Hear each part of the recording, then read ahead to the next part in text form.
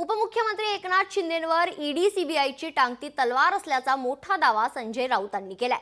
शिंदेंना बिनखात्याचं मंत्रिपद दिलं तरी ते सोडणार नाही, ते मंत्रिपदाला चिटकून राहतील अशी टीका देखील राऊतांनी केली आहे। तर एकनाथ शिंदे भविष्यात 2 ते 3 पक्ष बदलणार असल्याचा दावा देखील त्यांनी केलाय। पक्ष बदलल्यानंतर शिंदे वरिष्ठांच्या स्पर्धेत असतील असा टोलाही राऊतांनी लगावलाय।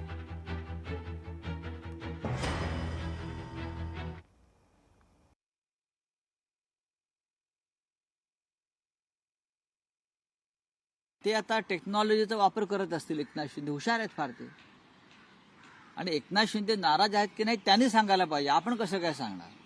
त्यांनी सांगायला पाहिजे हो मी नाराज आहे, किंवा त्यांचे जे बॉस आहेत फडणवीस त्यांनी सांगायला पाहिजे हो एकनाथ शिंदे नाराज आहेत।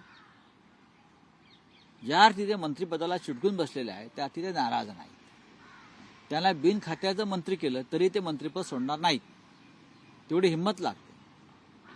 कारण त्यांच्या डोक्यावर ईडी आणि सीबीआयची आणि तपास यंत्रणांची तलवार आहे। त्यामुळे बिन खात्याचे मंत्री म्हणून जरी अशा लोकांना ठेवलं तरीही ते मंत्रिपदाला चिटकून राहतील।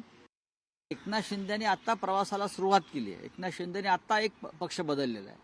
अजून जेव्हा ते 2-3 पक्ष बदलतील भविष्यामध्ये, मला ती साधारण शक्यता वाटते, त्यावेळा ते त्यांची स्पर्धा होईल पक्ष बदलण्याची आणि सिनियरिटीची। लोकशाही मराठी ऐका, पहा, जागरूक रहा।